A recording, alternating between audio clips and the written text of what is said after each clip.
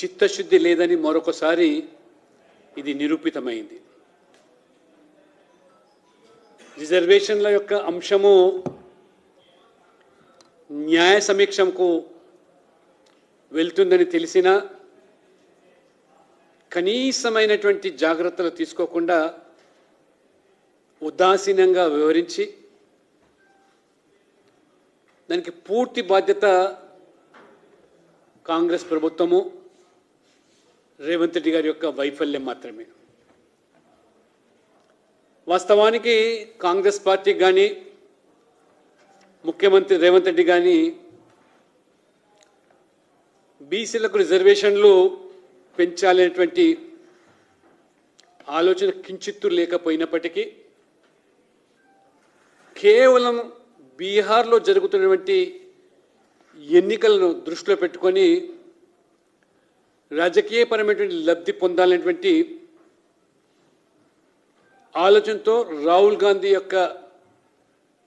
ఒత్తిడిలకు లొంగి ఈ రిజర్వేషన్ల డ్రామా దానికి తెరలేపి ఏ రకంగా ఇవాళ మరొకసారి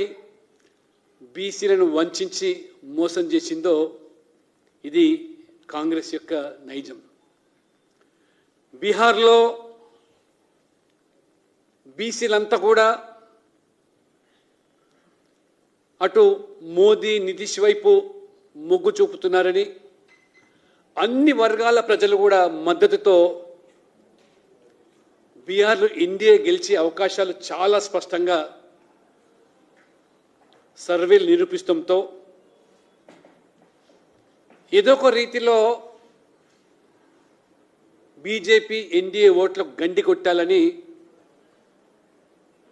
ఈ అంశం తెరమీకి తీసుకొచ్చి గత 3-4 మాసాలుగా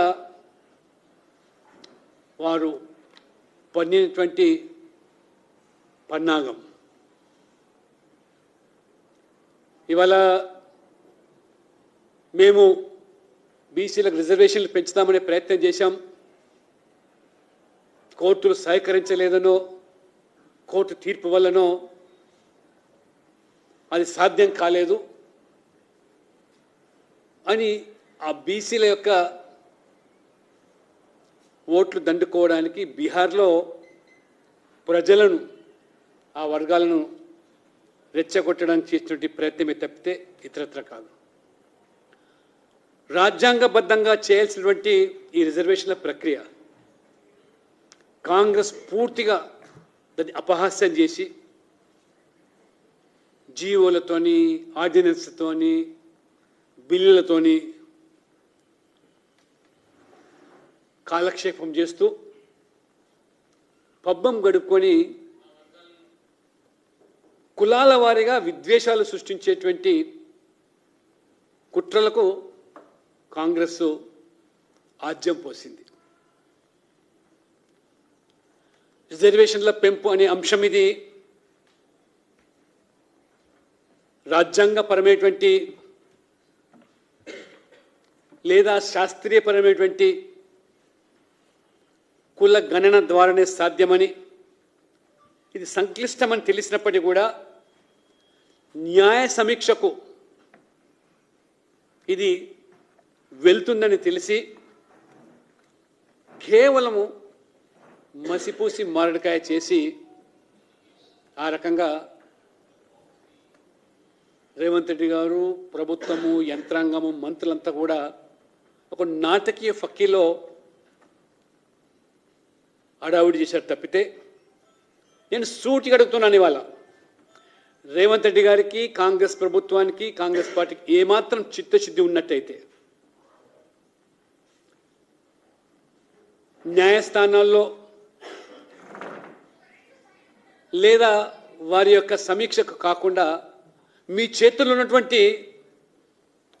బీసీల యొక్క సంక్షేమం కోసము బీసీల యొక్క అభివృద్ధి కోసము మీరు ఇచ్చిన హామీలు ఎందుకు నెరవేర్చలేదు ఇవాళ రేవంత్ రెడ్డి గారు జవాబు చెప్పాల్సిందిగా నేను డిమాండ్ చేస్తూ ఉన్నాను. అధికారంలోకి వచ్చిన 100 రోజుల్లోనే మేము కామారెడ్డి డిక్లరేషన్ పేరు మీద బీసీలకు ఇచ్చిన హామీలన్నీ కూడా అమలు చేస్తామని, మొదటి 6 నెలల్లోనే స్థానిక సంస్థలకు కూడా 42% రిజర్వేషన్లు కల్పిస్తామని చెప్పించిన హామీ.